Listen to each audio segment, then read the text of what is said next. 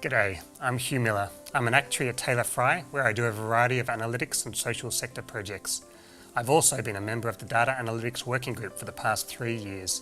This video describes what's been on our radar for the past year and what the Institute is doing to help grow the profession in and around data analytics.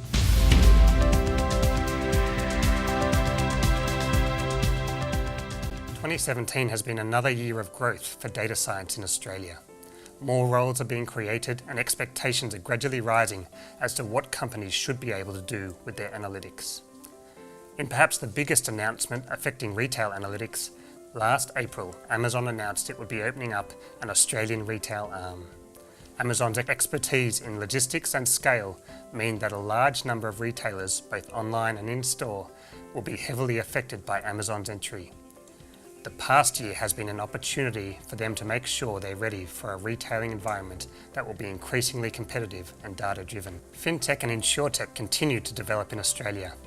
While the market is pretty dynamic, one interesting trend is that the established financial services companies are increasingly invested in or partners with some of these startups.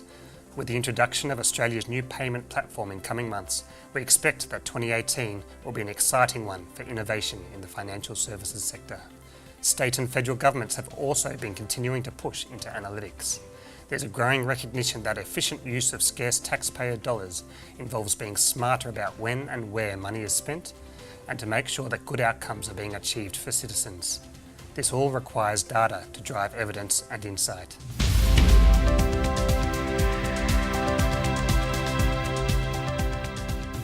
Alongside analytics work itself, the related regulatory environment has also been evolving. The Productivity Commission released their report on data availability and use in May. It highlighted the potential gains from better data sharing by government and industry. This was followed up by a parliamentary inquiry that recommended sweeping changes to how customer information should be made available by banks to improve competition and customer service.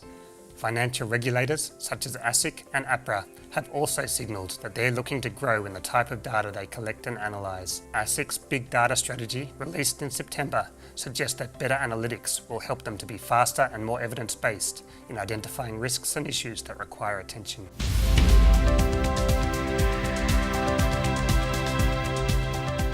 The Data Analytics Working Group has had another busy year.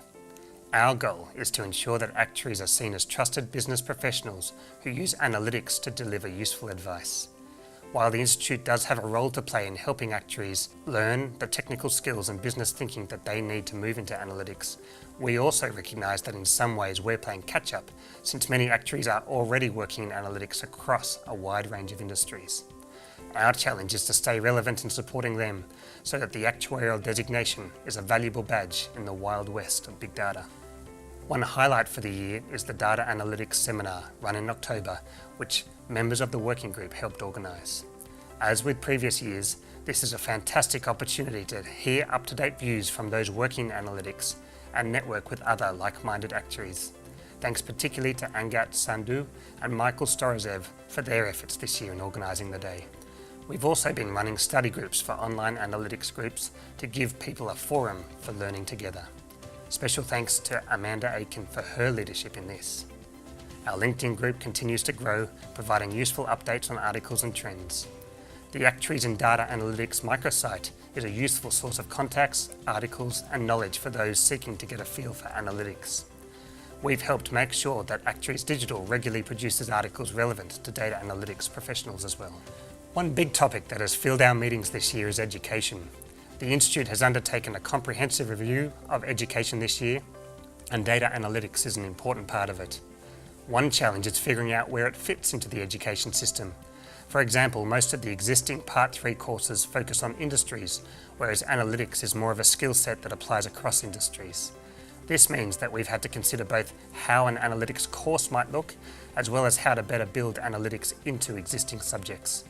We would expect analytics to be more prominent in revised courses, both at university level and beyond. Related to this, we've been tracking international developments as well.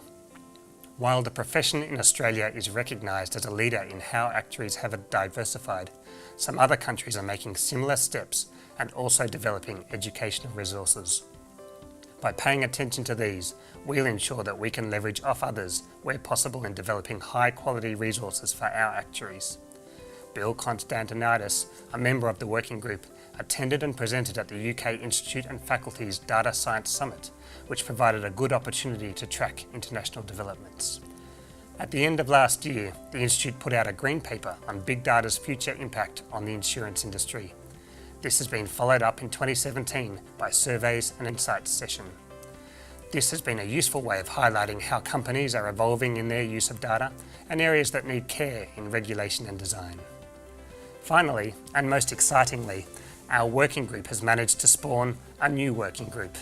We've decided that it would be good to get more involvement from younger members of the profession, harnessing their enthusiasm and ideas for growing data analytics. A group of young actuaries have volunteered and had their first brainstorming session. While a little depressing to realise I'm no longer defined as young, we're all excited to see how the group develops in the coming year.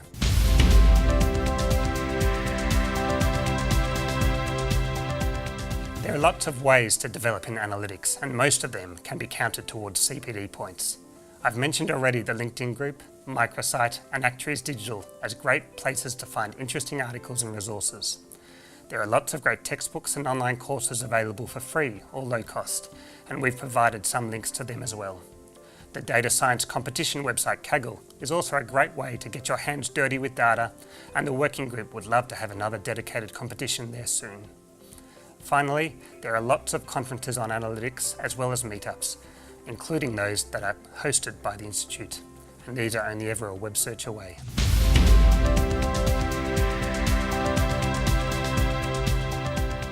I'd personally like to thank all the members of the Data Analytics Working Group for their efforts over the past year.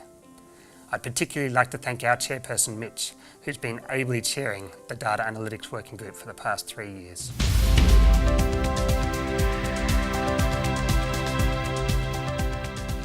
We're always on the lookout for ideas and volunteers, so if you have a vision for how to grow our role in analytics, we'd love you to get in touch. Thank you for watching, and I hope to see you at an analytics event soon.